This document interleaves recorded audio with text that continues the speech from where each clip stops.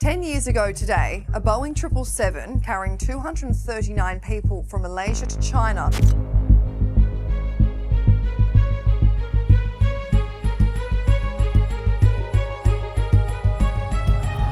This is 24 times as large as the Air France search area, and that took 2 years to find the plane. Netflix wanted to tell the true story of an enormous plane carrying 239 people that disappeared without a trace. But they got it all wrong. This case seems impossible today, yet that's exactly what happened with Malaysia Airlines Flight 370 on March 8, 2014. Many theories attempt to explain this, ranging from remote-controlled hijacking to exploding fruit in the cargo. Could someone on board have caused this? Let us explore why aviation authorities want to take down this documentary before it provokes another tragedy. Quiet night in Kuala Lumpur to Beijing. On a quiet night in Kuala Lumpur, the capital of Malaysia, the monsoon season was nearing its end, bringing more stable weather to the region. This sense of calm was also present at Gate C1 of the Kuala Lumpur International Airport's satellite terminal, where a Boeing 777 operated by Malaysia Airlines was being prepared for its flight to Beijing. Workers were busy fueling the plane and loading it with food, luggage, and 227 passengers who were about to embark on a 6-hour trip north. These passengers were unaware that they would soon be part of one of the most talked-about events in aviation history. Among the many theories proposed about this night, one stands out, offering a possible explanation of the events. This theory, while speculative, is presented with details that suggest it could be plausible. In the cockpit of Flight 370 were 2 pilots, both of whom would soon be the focus of global scrutiny. The first officer, Farik Abdul Hamid, was on a significant flight. It was his final training flight before he would be qualified to pilot the Boeing 777 on his own. He had been with Malaysia Airlines since 2007, starting as a cadet pilot and progressing through the ranks due to his strong performance. His training on the 777 had been going well enough that the airline felt confident in assigning him to fly with just 1 captain instead of the usual 2. His co-pilot for this flight was Captain Zahari Ahmad Shah, a seasoned pilot with more than 18,000 flying hours. Zahari had been with Malaysia Airlines since 1981 and had risen to a senior position within the company. Known for his friendly demeanor and love of aviation, Zahari was highly respected by his peers. He enjoyed flying model aircraft and simulating flights at his home, where he often invited colleagues to join him. Despite his approachable appearance, the unfolding events would suggest there might have been complexities to Zahari's character that were not widely known. The plane departed from the gate ahead of schedule, disconnecting from the terminal and indicating it was ready to begin the travel. On board were not only the passengers and crew, but also 49 metric tons of fuel.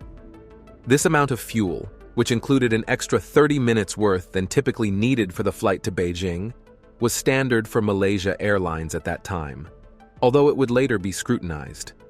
Zahari expertly handled the taxiing of the 777 towards the runway as per Malaysia Airlines procedures, which dictated that the captain should manage the taxiing while the first officer handled the communication with air traffic control. Once at the runway, the roles switched, and Farik took the controls to fly the aircraft, while Zahari managed the radio communications. As the aircraft lined up on the runway, passengers inside tried to settle in, many hoping to rest before reaching Beijing. Unbeknownst to them, the calm of the night would soon be disrupted. The engines surged under Zahari's control, propelling the aircraft forward, and within moments, Farik skillfully lifted the large aircraft into the night sky. The initial path of the flight was routine, heading northeast over the Malaysian peninsula and then out over the South China Sea. Their route included a direct approach to a waypoint known as Igari, a navigation point at the intersection of the airspaces of 5 countries: Malaysia, Thailand, Cambodia, Vietnam, and Singapore. This small detail, while ordinary, would later gain a haunting relevance as the story of Flight 370 unfolded. As the plane continued its ascent, it was handed off to Lumpur Radar Control, which handles higher altitude airspace in the region. Everything seemed normal as Zahari communicated their position and flight intentions clearly with air traffic control. However, about 20 minutes after takeoff, an odd thing occurred. Zahari reported their cruising altitude twice, a repetition that was not necessary. While there could be simple explanations for this, perhaps he was tired or momentarily distracted, this minor irregularity would seem to hint at the unusual and troubling developments that would soon surround the disappearance of Flight 370, an event that would capture global attention and leave many searching for explanations. On a routine night aboard Flight 370, the flight attendants were navigating through the cabin, offering meals to the few passengers still awake while most others slept. Unbeknownst to all on board, they were about to become central figures in a highly scrutinized aviation incident. This analysis, although not definitive, seeks to explore the simplest explanation for the events that unfolded, based on known facts and expert insights. The principle of Occam's razor, which suggests that the simplest explanation is usually correct, guides this account. As the aircraft approached the waypoint called Igari, a change in air traffic control from Malaysia to Vietnam was made, a standard procedure when entering new airspace. Captain Zahari, experienced and familiar with the route, responded in a routine manner, but his subsequent actions were anything but routine. Under the normal operations of a flight, the pilot's interaction with air traffic control would be predictable and by the book. However, Zahari's next steps deviated from standard procedures in critical ways. Shortly after the routine handover, Zahari made an unusual request to First Officer Farik to fetch coffee from the cabin. Typically, such tasks would be handled by the cabin crew, not the pilots themselves. This move, seemingly minor, was pivotal. With Farik exiting the cockpit, Zahari was left alone. The fortified cockpit door, designed to protect pilots from external threats, ironically served to isolate Zahari, giving him the opportunity to enact his plan without interruption. Zahari's intentions were clear. He planned to make the aircraft disappear. This window of opportunity was meticulously chosen. The transfer of airspace control meant the aircraft was momentarily less monitored. Zahari waited for the aircraft to pass the Igari waypoint, a critical moment for his plan. As the plane transitioned to the next waypoint, Baitad, he deactivated the transponder, effectively erasing the plane's presence from radar screens across multiple countries. This deliberate action made the plane vanish from conventional tracking methods, a chilling and calculated move. However, Zahari inadvertently left a small but crucial piece of evidence. As he turned off the transponder, the device momentarily transmitted the plane's location without its altitude, indicating manual interference rather than a system failure. This brief signal would later become a key piece of evidence, suggesting intentional manipulation rather than an accidental loss of signal. Yet, the disappearance of the transponder signal was only part of Zahari's plan. He knew that the aircraft communications addressing and reporting system, which automatically transmitted data about the plane's status to Malaysia Airlines, would continue to reveal its position unless it too was disabled. Disabling the aircraft communications addressing and reporting system was more complicated than the transponder. Simply turning it off would send a notification to the airline. To truly cut off all communication, Zahari needed to physically disconnect it, ensuring it would stop transmitting data immediately without any indication of intentional deactivation. As he executed these steps, Zahari transformed the Boeing 777 into an aircraft untraceable by traditional means. He had not only made the plane invisible to radar, but had also severed the automatic communication links that could relay its status and position. This series of actions was far from a sudden catastrophe or standard failure. They were deliberate and precise, aiming to leave no trace that the plane continued flying. The strange actions in the cockpit were just beginning to turn this flight into a story the world would never forget. Lonely skies disabling the plane. These calculated actions taken by Zahari to isolate the plane both physically and electronically the peculiar timing during a transfer of airspace control, and the specific manipulation of onboard systems all point to a deeply planned event. While the aircraft vanished from radar and communication systems, the subtle traces and methodical steps provide a narrative that suggests a profound and premeditated plan, adhering to the principle of Occam's razor by assuming fewer coincidental failures and instead pointing to intentional acts. This analysis, though speculative, opens broader discussions about the capabilities of aircraft systems, the responsibilities of pilots, and the vulnerabilities within modern aviation security protocols. Zahari, the pilot, took precise and unsettling actions aboard the aircraft. With skilled movements, he turned off the power to essential systems, cutting off all communication with the ground. This was a crucial step to isolate the aircraft from the outside world. He made sure that both primary communication methods, the satellite communication and VHF radio, were disabled. This ensured that no information could be sent or received, effectively making the plane disappear to those tracking it from the ground. To further ensure the aircraft was undetectable, Zahari turned off the plane's exterior lights, plunging it into darkness against the night sky. These rapid actions, completed in less than a minute, were just the beginning of a larger, more dangerous plan. With the plane now invisible and silent to the outside world, Zahari was set to take more drastic steps. His next move involved manipulating the environment within the aircraft itself, using the very air that everyone on board depended on for life. At high altitudes, the air outside is too thin to breathe, so aircraft are equipped with systems to keep the air inside safe and breathable. Zahari planned to disrupt this system drastically. By tampering with the plane's air pressure controls, he could release the compressed air into the atmosphere, creating a life-threatening drop in cabin pressure. Before executing this critical part of his plan, Zahari secured his own oxygen mask, ensuring he would not be affected by the lack of air. He then manually adjusted the settings that controlled the cabin pressure. Taking full control of the plane's air supply, he prepared to expel the essential air from the cabin. When Zahari activated the outflow valves, the pressurized air rushed out, causing chaos among the passengers. The noise and sudden drop in air pressure woke those asleep, and everyone's ears popped from the rapid change.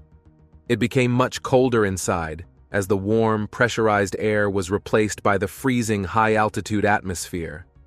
Passengers, now in a state of shock, struggled to put on the oxygen masks that had automatically dropped in front of them. Amidst this turmoil, Zahari sharply turned the aircraft to the left, a maneuver that threw everyone and everything to one side due to the force of the turn.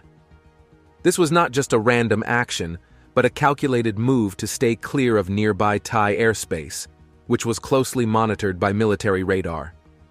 This radar, although basic, could detect unidentified aircraft and potentially lead to military intervention. Zahari's sharp turn kept them just outside this monitored space. Having narrowly avoided entering Thai airspace, Zahari now faced the challenge of flying back over Malaysia without being noticed by either Malaysian or Thai forces.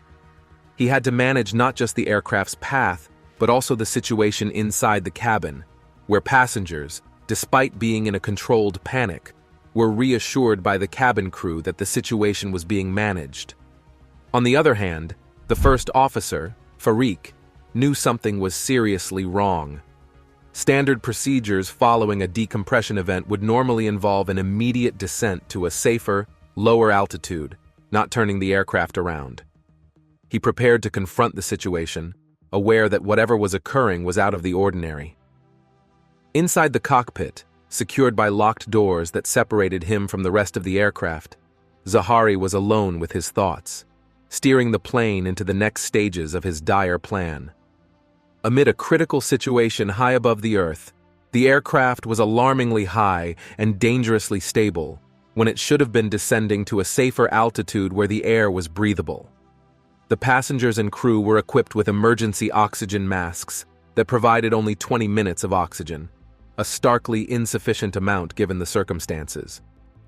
As the pilot, Zahari had initiated a sequence of actions that disconnected all communications with the ground, leaving the aircraft isolated from any external help or intervention. First Officer Farik, equipped with a portable oxygen bottle providing 44 minutes of air, significantly more than the masks, tried to contact the cockpit through the cabin interphone. His attempts to communicate, however, were met with silence. The cockpit door remained firmly locked, and his repeated calls appeared to be deliberately ignored, escalating the tension and fear within the cabin. Meanwhile, Zahari was navigating a risky course between Thai and Malaysian airspace. His maneuver seemed designed to exploit radar coverage gaps and confusion between the two countries' military operators. This might lead them to mistakenly assume the craft was under the responsibility of the other country, thus reducing the likelihood of immediate interception or investigation. Back in the passenger cabin, the situation was becoming increasingly desperate. Farik was acutely aware that time was running out, not just in terms of oxygen supply, but also in the opportunity to regain control of the aircraft. Locked out of the cockpit, he faced the harrowing possibility that Zahari was incapacitated, or, more troublingly, was consciously excluding him from the cockpit. In a race against time, Farik resorted to the last available option to regain entry to the cockpit: an emergency override code. This code was designed to be used in the direst circumstances, allowing crew members to access the cockpit if the pilots were unable to operate the controls or respond. However, the system was dual-purpose, also providing a safeguard against unauthorized entry by enabling the pilot to deny access if the situation warranted it. With growing anxiety, Farik input the emergency code into the cockpit door keypad. The system was set up to automatically open the door if there was no response within 30 seconds, a critical feature intended for use in scenarios where pilot incapacitation was suspected. However, the continued illumination of the red light on the keypad after the waiting period was a distressing indicator. Zahari had heard the buzzer and had chosen to override the emergency access. This realization was deeply unsettling. It meant that Zahari was not only conscious and capable of responding, but had actively decided to keep the cockpit sealed off. Each failed attempt to enter the cockpit through the emergency code deepened the crisis, solidifying the isolation of the cockpit from the rest of the aircraft. As Farik faced the bleak reality of the situation, the aircraft continued on its enigmatic flight path, controlled by Zahari with an unknown intent. The crew and passengers were left to grapple with the unfolding situation, filled with uncertainty and powerless to influence the aircraft's course. The severity of the scenario was clear. The aircraft was effectively on a rogue path, with every minute increasing the risk and reducing the chances of a safe resolution. The captain had looked at his watch, noting the time meticulously. It was 32 minutes past 1 in the morning, and it had been 12 minutes since he had redirected the aircraft to head back on its previous path. In roughly 5 minutes, the oxygen masks supplying the passengers would run empty. Without this vital air, all 227 passengers and the 10 flight attendants would soon face a dangerous drop in oxygen levels, a situation known medically as hypoxia. Unlike common misconceptions, hypoxia doesn't strangle its victims. Instead, it subtly reduces awareness until consciousness fades completely, often misleadingly displaying signs similar to being drunk. With the plane now out of sight and silent, it was heading deeper into the unknown, guided by the pilot's plan. Hiding in shadows while avoiding the radar. Zahari, the seasoned pilot, slightly adjusted to keep the plane on course. He was well versed with these skies, having flown over them day and night for many years. His intimate knowledge of the landscape allowed him to recognize the towns they passed over without hesitation. His communication radio was set to the Kuala Lumpur Air Traffic Control Channel, where the usual chatter about other planes could be heard. For now, everything seemed normal. But underneath this routine flight control, a grave situation was unfolding. At the Air Traffic Control Center in Hoi Minh, a sense of unease was slowly taking hold. Flight 370, which had departed Kuala Lumpur, was missing from the radar and had not made any radio contact. Initially, this lack of communication wasn't alarming. Sometimes there are delays. However, as time passed without any sign of the aircraft on radar or through communication, worry began to set in. Zahari, distant from the concerns at Hoi Min, was acutely aware of the critical countdown happening on his flight. Soon, the cabin would be overwhelmed by a silent crisis of oxygen depletion. Interestingly, Zahari himself was in no danger regarding oxygen. His own supply came from 2 large tanks under the cockpit, filled enough to last 2 pilots for 13 hours or 1 for 27 hours. These tanks, which are refilled a few times each year, had been topped up just before the plane left Kuala Lumpur that evening. The technical log from Flight 370, a routine document recording aircraft maintenance, had an entry that now seemed laden with significance. Under the maintenance section, the engineer had initially recorded nil, indicating no problems or needed repairs. But later that evening, an entry was added, noting the replenishment of the crew's oxygen system to 1,800 psi. This detail, typically mundane, now seemed fraught with implications, given the events unfolding. As the situation worsened, the first officer's stress escalated. He struggled with his equipment, trying to signal a problem to anyone who might notice. Meanwhile, the controllers at Hoi Min were becoming increasingly anxious. They tried contacting Flight 370 repeatedly and asked other planes in the vicinity to try reaching it on the international distress frequency. All attempts to communicate were met with silence, heightening the sense of urgency and concern. By 1:41 a.m., the aircraft had been absent from radar for a critical 20 minutes. Air traffic regulations mandate that any lapse in communication over 5 minutes should be reported and acted upon. Yet, on this night, it seemed these procedures were not followed swiftly or effectively.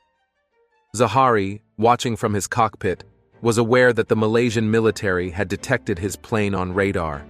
He was nearing Penang, prepared to undertake the next steps in his undisclosed plan.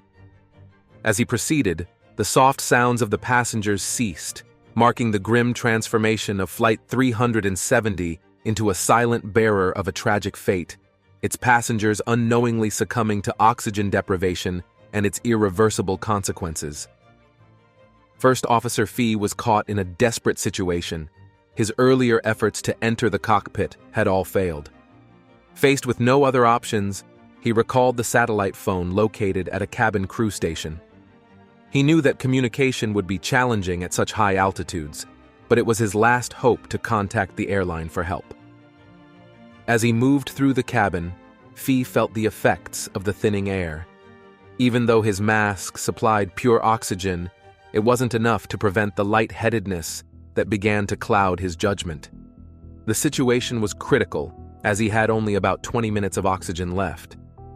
In stark contrast, the captain, equipped with a superior full-face mask that efficiently delivered oxygen, had a substantial reserve that would last over a day, leaving him in no hurry to solve the crisis. Zahari, the pilot, was meticulously executing the next part of his plan. His flight path was carefully chosen to avoid detection by Indonesian radar, known for its strict monitoring of unknown aircraft. His strategy was to fly north through the Strait of Malacca, staying within Malaysian territory to avoid crossing into Indonesian-controlled airspace.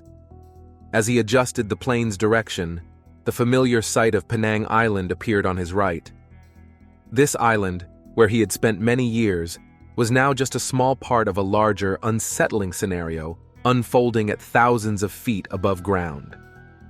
While Zahari managed the aircraft's path, Fee was attempting to establish a connection using his mobile phone. He pressed the device against the window, hoping for a signal.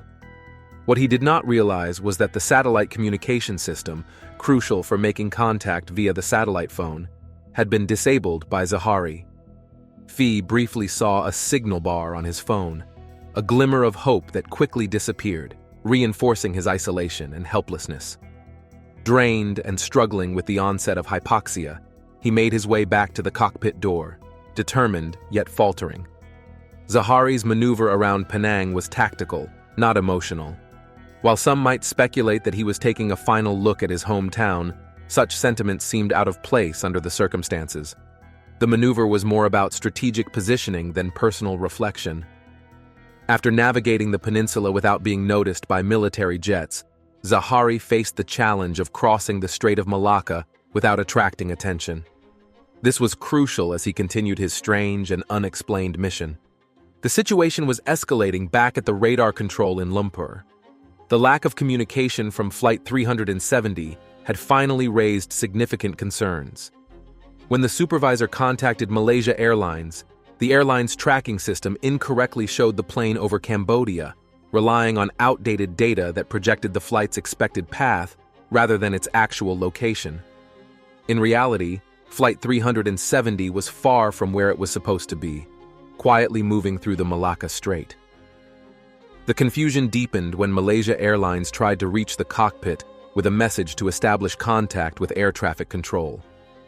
Unknown to them, Zahari had disabled the system that would allow such messages to reach the pilots, ensuring that no information about the plane's location or situation could be leaked. Zahari's planning was thorough, aiming to leave no trace of their route or status. However, one significant challenge remained: the radar at Langkawi Airport. Its extensive reach made it a potential threat to his plans to remain undetected. Zahari's strategy was to hide in plain sight, blending in with the regular nighttime air traffic in the area. To the casual observer at radar control, Flight 370 would appear as just another aircraft among the many commercial flights along the busy strait, an ordinary blip on the radar in a sea of similar signals. This tactic of blending in was Zahari's best attempt to continue unnoticed, using the night and the busy air traffic routes as a cover for his surreptitious movements. In the quiet and empty space of the Boeing 777's passenger area, a disturbing situation was developing. It had been about an hour since the aircraft was intentionally depressurized, leading to all the passengers losing consciousness or dying. The first officer and any crew members who had depended on limited supplies of oxygen had also lost consciousness, as their 44-minute oxygen supply was insufficient at an altitude of 35,000 feet. The only individual still active was Zahari, alone in the cockpit, orchestrating the entire scenario.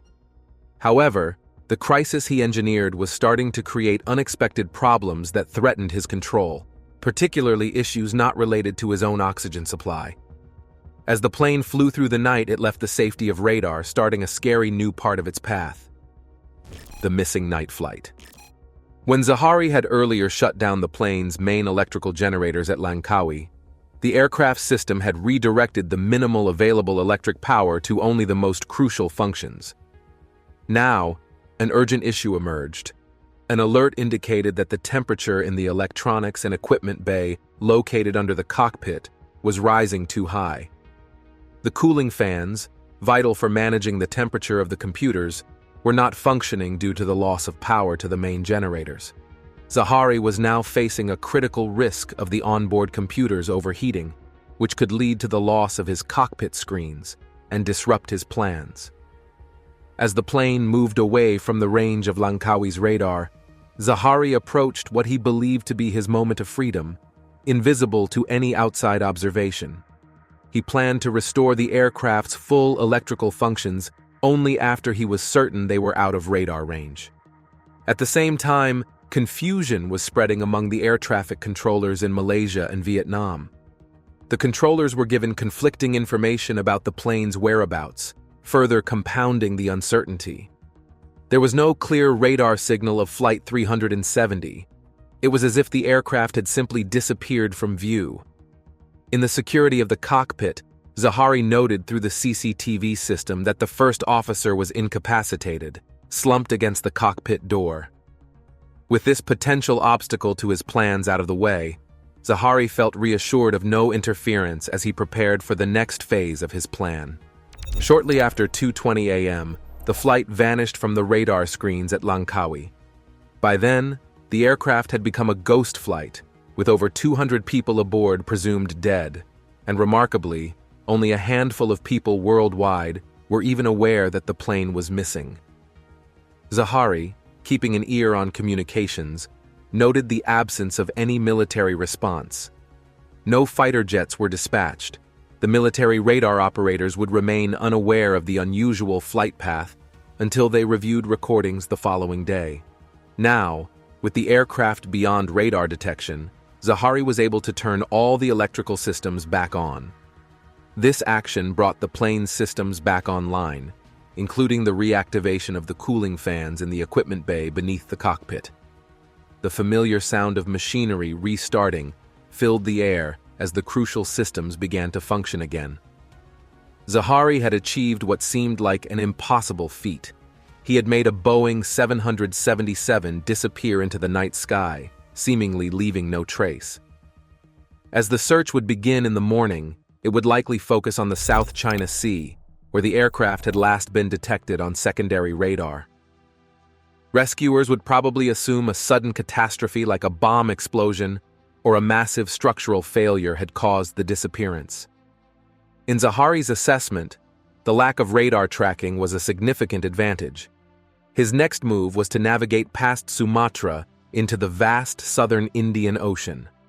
With plenty of fuel left, he planned to fly deep into one of the world's most remote areas, far from any potential rescue or detection. However, this confidence in his plan overlooked a critical detail. What Zahari did not realize was that turning the electrical systems back on had also restarted the SATCOM system, specifically the satellite data unit, which immediately sent a signal to an Inmarsat satellite. This unintended signal was relayed to a ground station in Perth, Australia, effectively notifying them that the aircraft was still operational. Consequently, every hour, the ground station would send a signal to which the plane's satellite data unit would respond, unknowingly confirming its continued presence in the air. Zahari had assumed complete invisibility, but this technological oversight meant that his plane was still traceable, leaving a digital footprint that he had not accounted for. This error in his plan meant that despite his efforts to vanish without a trace, he was still connected to the world he was trying to escape. As Zahari piloted the plane through the Strait of Malacca, he was unaware that his aircraft was transmitting a critical signal that would soon reveal significant details about its location. He thought little of the SATCOM system's function, assuming it merely confirmed that the plane was still operational and trying to connect to a satellite network. This simple communication, however, carried an essential piece of information, a timestamp that would soon prove pivotal.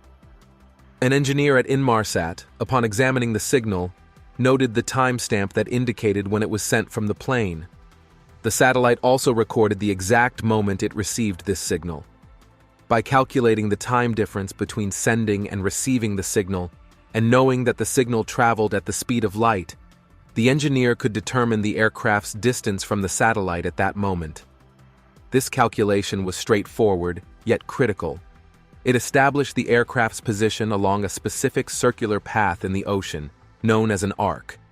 This arc wasn't a random estimation. It represented a precise location where every point was equidistant from the satellite, forming a definitive ring that marked the plane's possible location at the time of the signal. This discovery would lead to the creation of multiple arcs, each representing the aircraft's potential location at different times, established through periodic checks from the ground station in Perth. These checks, known as handshakes, would map out the flight path of the aircraft as a series of arcs through the skies, providing a trace of its travel. On board, Zahari had restored normal air pressure in the cabin, since there was no longer any need for the low pressure that had been maintained earlier.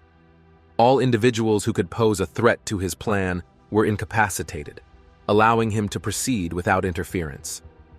He was now out of radar detection range, making it possible to start the next part of his mission. Zahari looked out the window, noting the fading lights of towns along the Sumatran coast, signaling him to prepare for the next critical phase of his plan. Meanwhile, the situation was becoming dire at the Malaysia Airlines Operations Center in Kuala Lumpur. Concern was mounting as the aircraft remained silent for an unusually long time.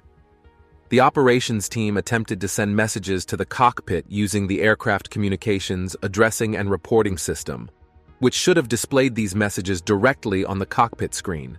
However, Zahari had disconnected the system's links to both the SATCOM and VHF, severing the aircraft from receiving any external communications. The operations team sent several messages, but each failed to reach Flight 370. This breakdown in communication added to the confusion and growing concern at the airline's operations center. They even tried making direct contact using the SATCOM phone, but Zahari observed the call coming through and chose not to respond.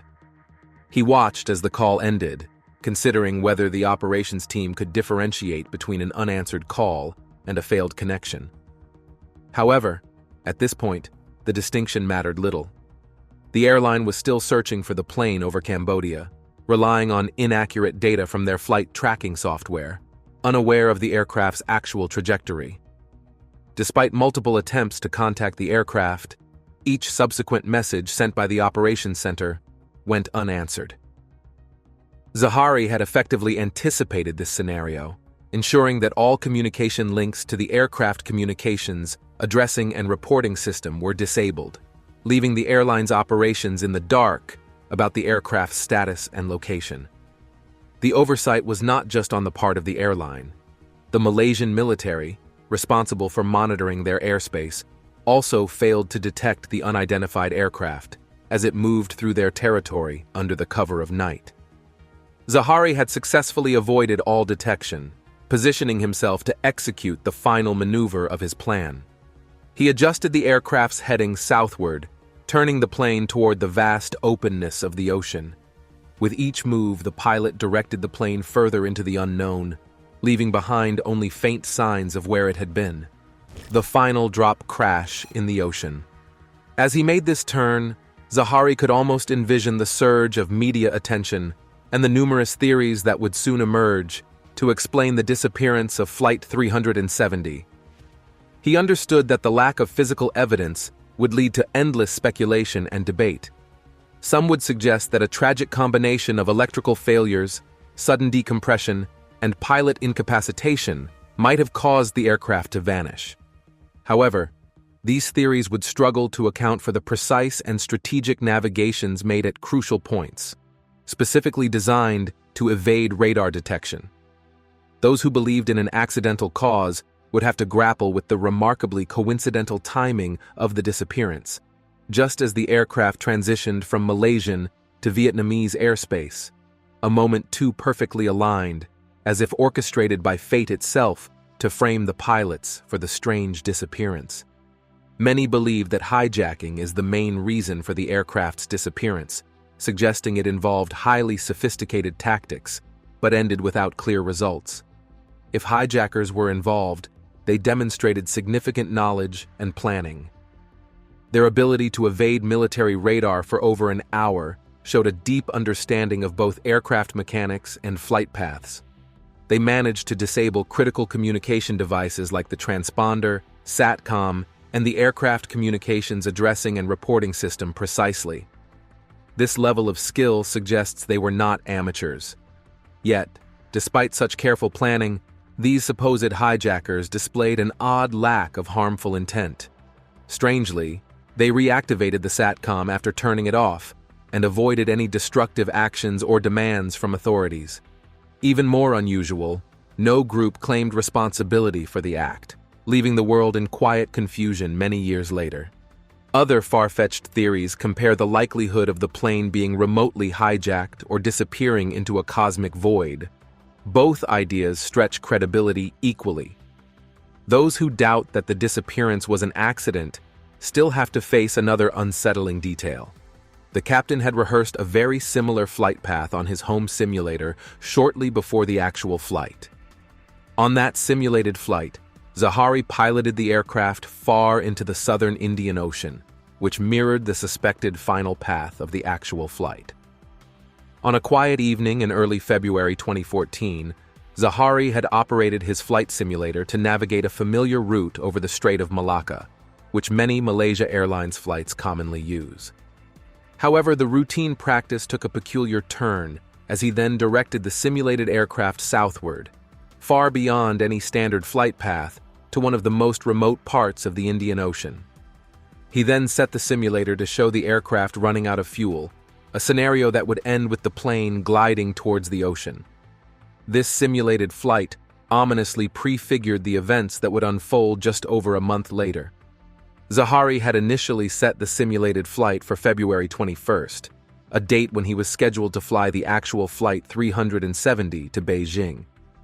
He strangely deleted the flight simulator data the day before he was supposed to make that flight, which he completed without any issue, unknowingly averting a potential disaster for the more than 200 people on board. However, the passengers on the flight on March 8th were not as fortunate. As the events of March 8th progressed, Zaharie secluded himself in the cockpit and directed the aircraft on a course that led it into one of the most isolated areas on Earth. By adjusting the aircraft's altitude, he extended how far the plane could travel, ensuring that any crash site would likely remain undiscovered. This act was designed to keep the circumstances of his actions vague, thus protecting his family and friends from the full impact of what he had done. In the middle of the vast and dark Indian Ocean, Zaharie was alone with his actions. He manually opened the outflow valves to depressurize the aircraft, choosing not to use his oxygen mask.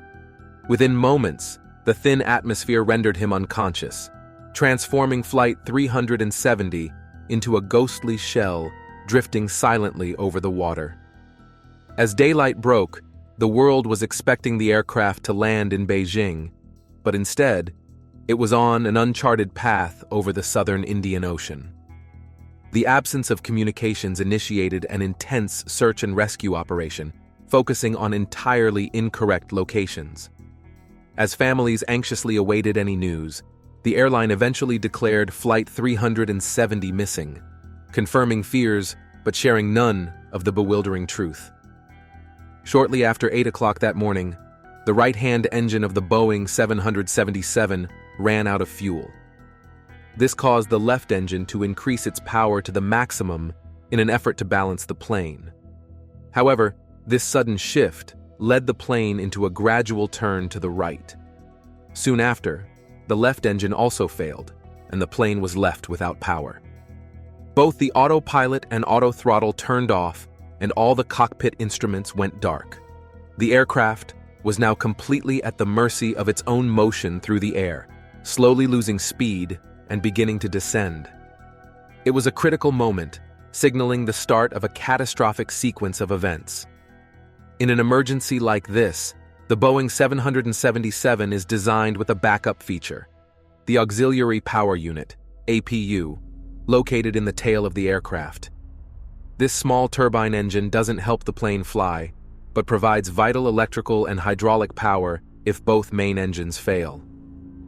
When the engine stopped working, the APU automatically started using the last bit of fuel left, which brought some of the electrical systems back to life.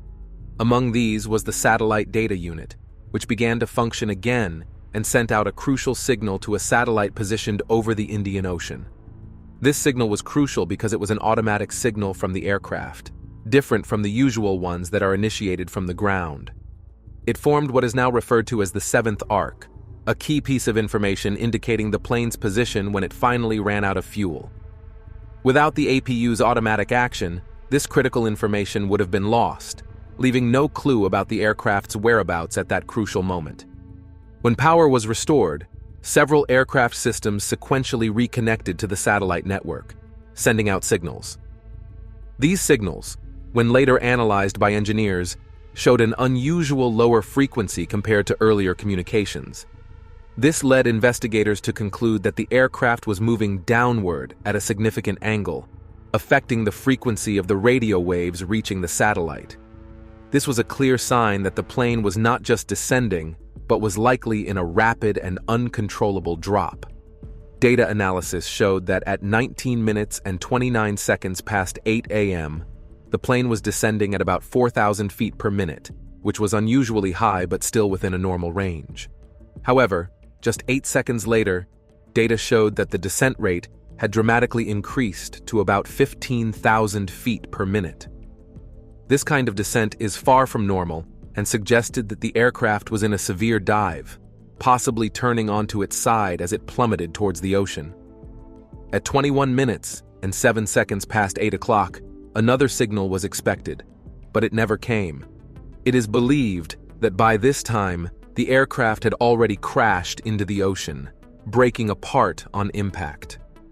The wreckage spread across the ocean floor, while some debris floated to the surface and drifted far across the sea, eventually washing up on the coasts of countries like Madagascar and Tanzania.